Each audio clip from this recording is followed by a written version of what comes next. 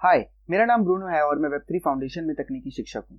आज हम संक्षेप में हमारे polka.wiki में गिटहब यूआई के माध्यम से योगदान करने की प्रक्रिया के बारे में जानेंगे, जिससे कि आपको किसी दूसरे सॉफ्टवेयर को डाउनलोड करने की आवश्यकता नहीं होगी। आप यह सब अपने ब्राउजर में कर सकते हैं। आइए देखिए कैसे। यह polka.wiki गिटहब रिपोजिटरी है और इसका लिंक इस वीडियो के डिस्क्रिप्शन में दिया गया है। तो देखते हैं यदि यहाँ कोई कमी हो जिसमें हम अपना योगदान दे सकते हैं। हम देखते हैं कि यहाँ कुछ टेल फाइल्स हैं जिसे हमें बेहतर बनाने की जरूरत है और जिनमें हम कुछ बदलाव ला सकते हैं, और कहीं कोई कमी है जो आप ठीक करना चाहते हैं, या फिर आपने देखा हो कि कुछ जगह पर टाइपो पाया गया है या किसी चीज के लिए आप एक सही लिंक जोड़ना चाहते हैं। कोई बात नहीं, केवल व्यवहारिक उद्देश्य के लिए ही अब मैं यहाँ एक मौजूदा फाइल को एडिट करूंगा ताकि हम इसमें से किसी एक गलती को सही कर सकें। उदाहरण के लिए कंट्रीब्यूटर्स फाइल एक प्रकार से पुरानी है। इसका पिछला एडिट 23 दिन पहले हुआ था। तो देखते हैं हम कितनी जल्दी इसमें बदलाव कर सकते हैं ताकि हम इसे रिफ्रेश कर सकें। कंट्रीब्यूटर्स फाइल polka.wiki के सभी कंट्रीब्यूटर्स को सूचीबद्ध करती है। वे विशेष रूप से तकनीकी शिक्षक हैं और जो पेटोस्की जो है वो पैरिटी टेक्नोलॉजी से हैं। क्रिस्टन अब वेब3 फाउंडेशन से जा चुकी है। वो कुछ समय के लिए ही हमसे जुड़ी थी। वह हमारी टेम्पररी इंटर्न थी और उसके जाने से हम बहुत दुखी हैं। तो वह अब एक सक्रिय कंट्रीब्यूटर नहीं है और मेरा मानना है कि इस पेज पर इस बात पर ध्यान दिया जाना चाहिए और साथ ही प्रत्येक कंट्रीब्यूटर्स के साथ कुछ संपर्क जानकारी भी जुड़ी जानी चाहिए ताकि विकी पढ़ने वाले लोग जान सकें कि अगर वे कुछ गंभीर गलतियां नोटिस करते हैं तो किससे संपर्क करना है, या यहाँ तक कि यदि वे कुछ अजीब या घोटाले का सामना करते हैं या मुझे जानने की जरूरत है कि कोई कंट्रीब्यूटर वैध है, खासतौर पर जब कंट्रीब्यूटर्स के रूप में कोई जालसाज हो। तो आइए कंट्रीब्यूटर्स पेज को संशोधित करते हैं और इन सभी पेजों को एडिट करके इस कमी को पूरा करते हैं। आपको polka.wiki सोर्स फाइल्स के डॉक्स फोल्डर में वे सभी डॉक्यूमेंट मिलेंगे जिन्हें आप एडिट कर सकते हैं। फाइल्स को contributors.md कहते हैं। तो आइए इसे देखते हैं। और यह रहा contributors.md। अब यह फाइल प्रीव्यू मोड में है और एडिट करने के लिए प्रस्तुत है। हम पेज फ्रेम के दाईं ओर इस कोने पर दिए गए एडिट आइकन पर क्लिक करेंगे। अगर आपके अकाउंट में polka.wiki का फोर्क नहीं है तो गिटहब आपको यह बनाने के लिए कहेगा। एक फोर्क उस प्रोजेक्ट का एक क्लोन है जिसे आप एडिट करते हैं। जब आप उसकी एडिटिंग कर लेते हैं तो फिर आप अपने बदलाव को क्लोन से मूल फाइल में ला सकते हैं। तो आप कभी भी मूल फाइल को एडिट नहीं करते हैं, आप यहाँ एक कॉपी एडिट करते हैं और फिर आप उस कॉपी के परिवर्तनों को मास्टर फाइल पर मूल रूप से लागू करते हैं। तो मेरे अकाउंट में पहले से ही polka.wiki का फोर्क मौजूद है, तो इस स्टेप को छोड़ा जा सकता है, किंतु बाकी की प्रक्रिया समान है। इसलिए इनमें से प्रत्येक एंट्रीज एक ईमेल पते का उपयोग करती है जिससे लोग विभिन्न कंट्रीब्यूटर से संपर्क कर सकें। यहाँ अब भी कुछ हद तक स्पैम होने की संभावना है, पर सच कहूं तो हमारे ईमेल वास्तव में उतने सुरक्षित नहीं होते हैं। वैसे भी यह सिर्फ नाम है और फिर डोमेन है, तो bruno@web3 फाउंडेशन। और स्पष्ट होना हमेशा बेहतर होता है ताकि लोगों को ठीक से पता हो कि कोई संदेह या कुछ अनिश्चितताएं होने पर किससे संपर्क करना है। तो आइए यहाँ एंसन के लिए ईमेल जोड़ते हैं।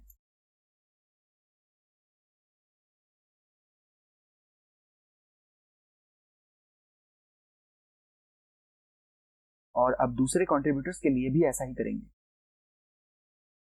तो अब हमारे पास ये जोड़े गए ईमेल लिंक्स हैं, किंतु हम यह कैसे सुनिश्चित करें कि ये लिंक वास्तव में कैसे दिखेंगे? और यह एक बहुत ही महत्वपूर्ण स्टेप है, यह देखने के लिए कि हमारे द्वारा किए गए बदलाव कैसे दिखेंगे। तो इसके लिए आप दो तरीके अपना सकते हैं। इसमें पहले आपको किए गए बदलाव को प्रीव्यू करना है और फिर आप देखेंगे कि ये भाग हरे रंग में चिन्हित है। वे किए गए बदलाव हैं। यदि आपने कुछ जानकारी हटा दी तो उन्हें लाल रंग से चिन्हित किया जाएगा। तो लाल हटा दी गई जानकारी है और जोड़ी गई जानकारी हरे रंग की है। तो अब हमारे पास प्रत्येक कंट्रीब्यूटर्स के साथ में ईमेल लिंक्स हैं, लेकिन यह वास्तव में ज्यादा अच्छा नहीं लग रहा है और यह सही है जब हम पहले प्रीव्यू कर लेते हैं।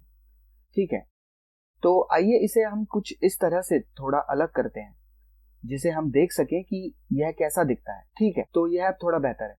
हमारे पास इसे थोड़ा अलग करने वाली चीजें हैं और उन स्क्वायर ब्रैकेट्स में ईमेल लिंक है। ठीक है, आइए इसे अब सभी कंट्रीब्यूटर्स के साथ करते हैं।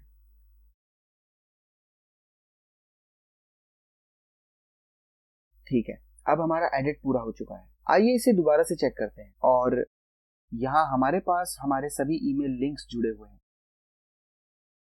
अब वास्तव में इस बदलाव को विकी सोर्स की मास्टर कॉपी में प्रस्तावित करने के लिए आप नीचे स्क्रॉल करेंगे और यह विकल्प आपके लिए उपलब्ध नहीं होगा, इसलिए मेरे पास इसका एकमात्र उपाय सीधे मास्टर ब्रांच से प्रतिबद्ध कराकर यहाँ उपलब्ध कराना है, क्योंकि मैं polkadot-wiki के एडमिनिस्ट्रेटर्स में से एक हूँ। आपके पास भी यह विकल्प उपलब्ध होगा जिसे आपको चुनना होगा। इसलिए इस प्रतिबद्ध के लिए एक नया ब्रांच बनाएं और उससे रिक्वेस्ट कीजिए। ब्रांच का नाम मायने नहीं रखता है, आप इसे कुछ वर्णनात्मक बना सकते हैं, लेकिन उन्हें वास्तव में कोई नहीं पढ़ता है क्योंकि वे बहुत लंबे समय तक नहीं रहते हैं। एक बार ब्रांच से जुड़ जाने के बाद बदलाव हटा दिए जाएंगे, इसीलिए इससे हम सिर्फ एक नई ब्रांच बनाने जा रहे हैं और इन अपडेट्स को मास्टर कॉपी में प्रस्तावित करना। कमेंट बॉक्स में आप कुछ जानकारी जोड़ सकते हैं कि आपने क्या किया है और क्यों किया है। तो यहाँ कंट्रीब्यूटर्स के साथ ईमेल जानकारी अपडेट करेंगे और फिर एक्सटेंडेड डिस्क्रिप्शन के तहत आप चाहें तो इसका उचित कारण बता सकते हैं। यह वैकल्पिक है, इसलिए मैंने सोचा कि कंट्रीब्यूटर्स के लिए कुछ कैनोनिकल संपर्क जानकारी ही उपयोगी होगी।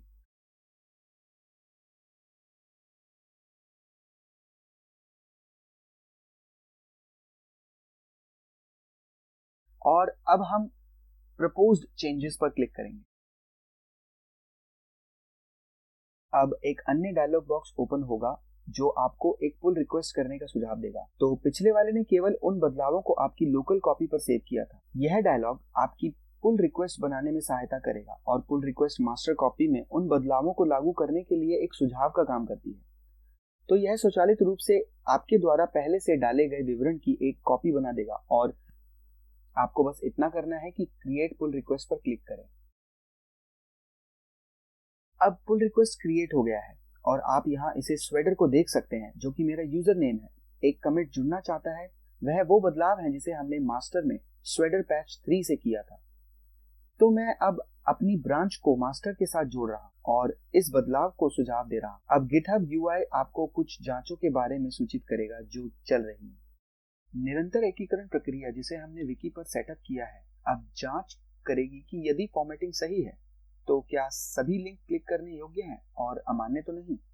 तो शब्द छोटे बड़े हमारे स्टैंडर्ड और कुछ अन्य जांचों से मेल खाने। और अब आपके पास यहाँ प्रीव्यू भी एक दूसरा विकल्प है, यह जांचने के लिए कि आपके दिए गए बदलाव, आपके द्वारा सुझाए गए बदलाव कैसे दिखते हैं। यदि आप फाइल्स चेंज में जाते हैं तो आप अब अपने बदलावों को देख सकते हैं। तो आप यहाँ देख सकते हैं कि बिना ईमेल वाला हेडिंग हटा दिया गया है और ईमेल के साथ वाला हेडिंग वहां हमारे मौजूद प्रत्येक कंट्रीब्यूटर्स के साथ जोड़ दिया गया है। तो हमने हमारी ईमेल जानकारी जोड़ दी और आप पेज फ्रेम के ऊपरी दाएं कोने में दिए गए 3 डॉट्स मेन्यू पर जाकर और व्यू फाइल पर क्लिक करके इसका फुल मोड भी प्रीव्यू कर सकते हैं। और यदि हम इसे देखते हैं तो यह कुछ इस तरह से दिखाता है। अब हम इस प्रीव्यू को बंद कर सकते हैं और याद रहे आप हमेशा चीजें बदल सकते हैं। आप एडिट फाइल्स पर क्लिक कर सकते हैं, यह इस पुल रिक्वेस्ट को एडिट करना जारी रखेगा जो अभी भी पेंडिंग है, जो अभी खुली है और यहाँ जुड़ी नहीं। जब तक यह जुड़ नहीं जाता तब तक आपके बदलाव उन बदलावों के अनुरूप ही रहेंगे जो आपने पहले किए थे। इसलिए इस बिंदु पर आपका काम खत्म हो जाता है। आपने वह सब किया है जो आप कर सकते और आपको बस टीम से किसी का इंतजार करना है जो आपके PR को नोटिस करे। तो हम आगे बढ़ेंगे। ऐसा होने पर सभी को एक ईमेल जाएगा। जब कोई एक नई PR सबमिट करेगा हम सभी को एक मेल आएगा और हम तुरंत उन सभी चीजों की जांच करेंगे। फिर हम किसी को रिव्यू के रूप में नियुक्त करेंगे और अन्य कोई व्यक्ति इसकी जांच करेगा और यदि सभी बदलाव वैलिड हैं तो इसे विकी में जोड़ लिया जाएगा। यदि नहीं तो हम इस पुल रिक्वेस्ट की टिप्पणियों में कुछ बदलाव करेंगे और फिर आप उन बदलावों को करने और हमसे संपर्क करने में सक्षम होंगे और हम उस पुल रिक्वेस्ट को कुछ मानकों के अनुरूप बनाने के लिए मिलकर काम करेंगे जिसकी हम पुल रिक्वेस्ट से अपेक्षा करते हैं। एक बार जब पुल रिक्वेस्ट polkadot-wiki से जोड़ दी जाती है, जब सभी चीजें संकलित हो जाती हैं, तब आप उम्मीद कर सकते हैं कि यह वेबसाइट पर 5 मिनट से भी कम समय में लाइव हो जाएगा। इसके लिए बस यही सब है। सच में विकी में योगदान देना बहुत आसान है, इसीलिए मैं वास्तव में आपको कुछ बग, कुछ टाइपो खोजने और इसमें शामिल होने का प्रयास करने के लिए प्रोत्साहित करूंगा। कोशिश करें विकी को अप टू डेट रखने में हमारी मदद करें, कुछ जानकारी जोड़ें और हाँ, हम वास्तव में इसकी सराहना करेंगे। बहुत बहुत धन्यवाद और हम आपसे अगली वीडियो में मिलते हैं।